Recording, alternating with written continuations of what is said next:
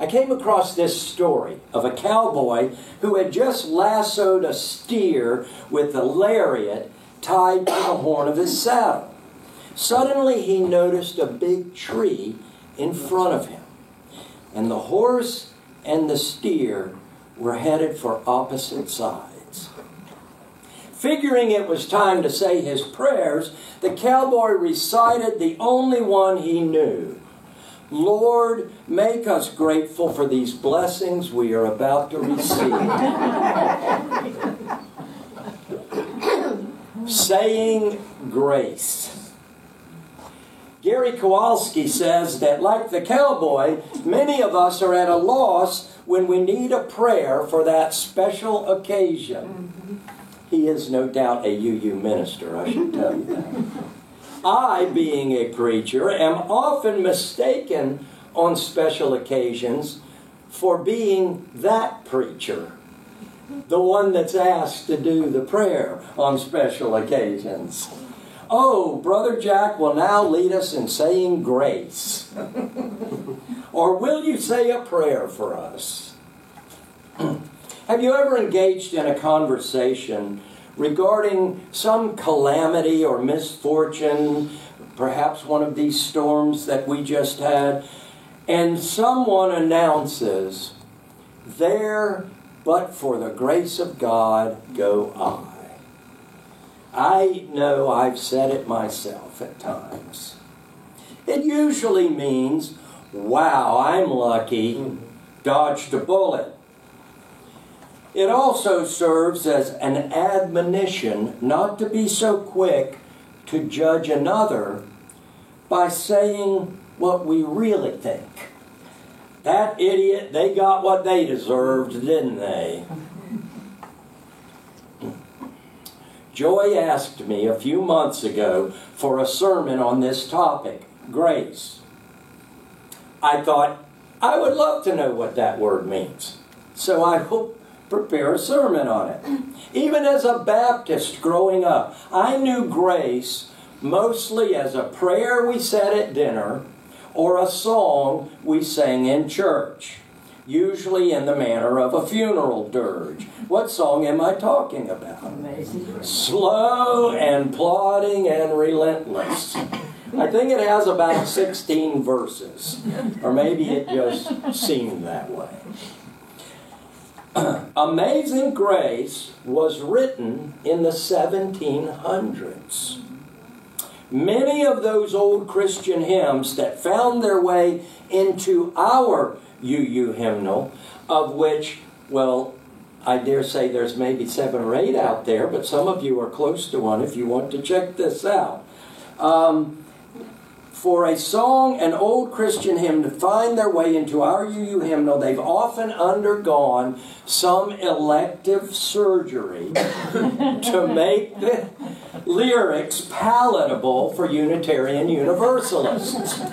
It's number 205, Amazing Grace. Look it up, by the way. In fact, there is a joke about why we sing badly, because most of us are reading ahead to see if we agree with the words. But for Amazing Grace in the hymnal, we didn't even bother changing words. We just placed an asterisk in the hymnal. It's in there.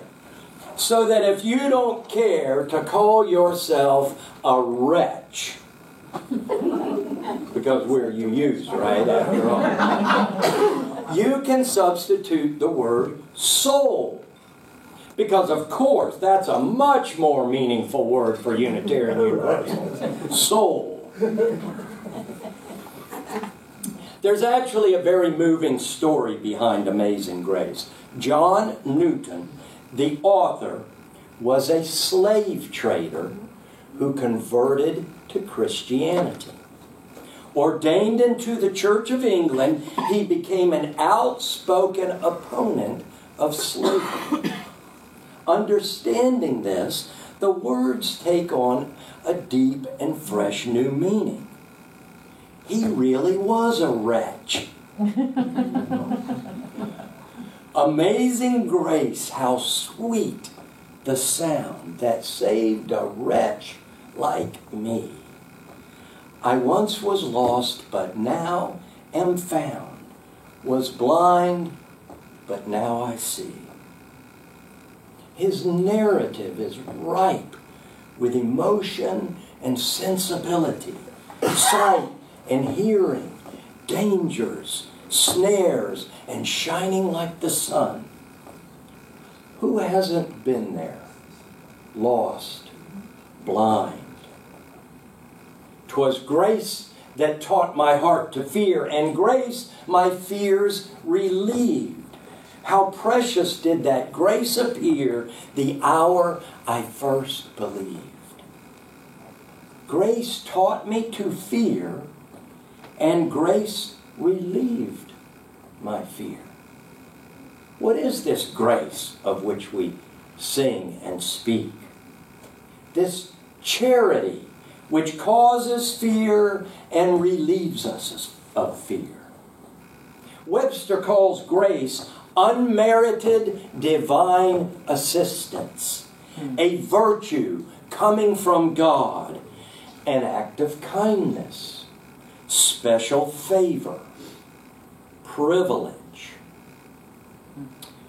But I prefer the Roman view, the charities, three goddesses of grace and beauty, mirth and song, dancing naked in the woods.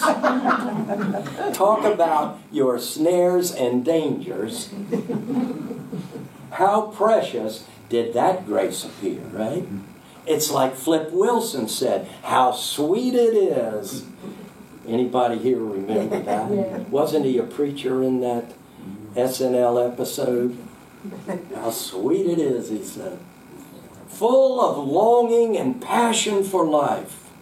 Martin Luther said that grace is what God is. God acting out of his or her or their deepest being. For Luther, the Roman Catholics had turned grace into a theological maze. Actual grace, cooperating grace, efficacious grace, irresistible grace, sanctifying and sufficient grace. All of these intricate categories, these fine theological distinctions designed to get the lowly down here humans partnered with the up there mighty God. Van Harvey, in his Handbook of Theological Terms, said grace is the most crucial concept in Christian theology, ushering in the Protestant Reformation. So the seeds of our own heritage as Unitarians and Universalists were incubated in this soil of rational debate. Liberal theology eventually gave up the notion of the fall of humanity through Adam and Eve, original sin, and the need to be, quote, saved. Nevertheless, Van Harvey said, the basic Protestant idea that grace must be understood in personal terms, the idea that grace is personal, lived on in the liberal emphasis, this is us, that God is love. Universalist theology. God loves all. As a religious Christian construct, grace seems simple enough. God loves us. We don't deserve it. We get it anyway. Paul wrote, by grace you have been saved through faith. The word grace appears 167 times in the Bible, if I counted correctly. Noah found grace in the eyes of the Lord. Special favor. God giveth grace unto the lowly. That's from the book of Proverbs. By the grace of God, says Paul, I am what I am. We are told that the people of Israel found grace in the wilderness. That's where many of my church members have found it too. Throughout all my years in ministry, they find grace in the wilderness.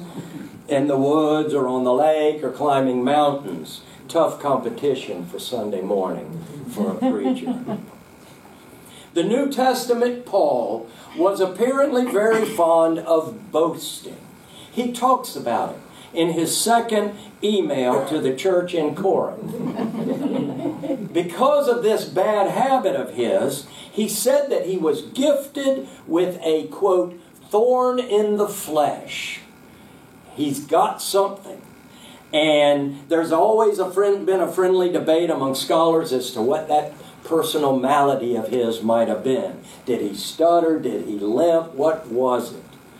Paul said he prayed 3 times to remove this thorn.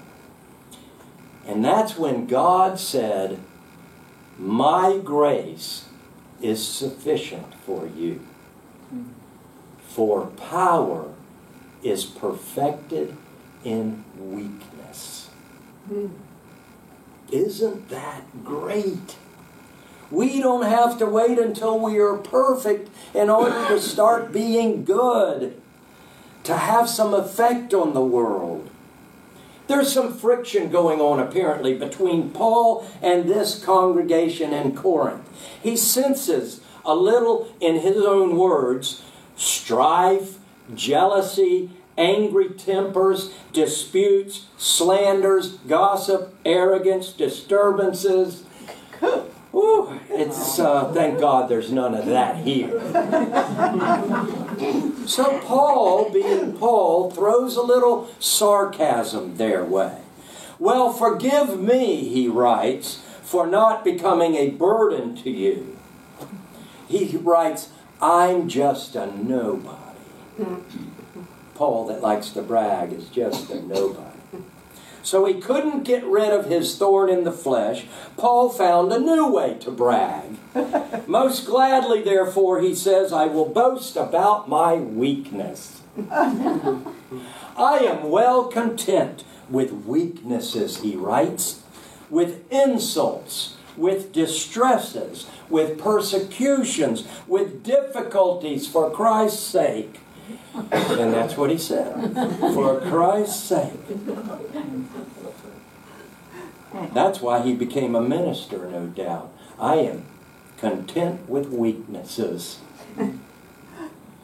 For when I am weak, said Paul, then I am strong. Wendell Berry said, for a time I rest in the grace of the world and am free. Grace, it seems to me, is all tied up with compassion and beauty and gratitude and unconditional love. I witnessed a bit of grace one time after a memorial service that I had conducted. During the reception, I sat at my table and I watched a young mother looking after her little child, her little girl, who was maybe 5 or 6 years old. They stood on the open patio outside beside the river. The mother was so attentive to her child, even while she was visiting with family and friends, always watching, always checking. The daughter was a burst of energy, eyes of wonder, playing hide and seek behind a lattice wall, dancing and flitting all around like a butterfly, flirting with anyone who passed her way. At one point, I looked up again from my table at the precise moment that something was awry. The mother's eyes, I noticed, began darting all about the deck. With a growing concern, she flew all at once in all directions, looking for that child who had escaped the prison of her mother's loving gaze. Now, all ended well. In just a moment's time, the little sprite was found. The entire drama unfolded in maybe 30 seconds. I don't know why, but I found myself so deeply moved by all of it. The love, the care, the intuitive insight, the inseparable bond between mother and child. We can say grace, we can fall from grace. We can be in someone's good graces. We can be graceful or gracious, or we can be an ingrate. But I believe if we open our hearts, our minds, our arms, we can claim that amazing power perfected in weakness. My grace, the grace of creation, the grace of love, is sufficient for you. Through many dangers, toils, and snares, we have already come. 'Tis grace that brought us safe thus far, and grace will lead us home. I truly love you all. You have graced us with your presence. Namaste. Namaste.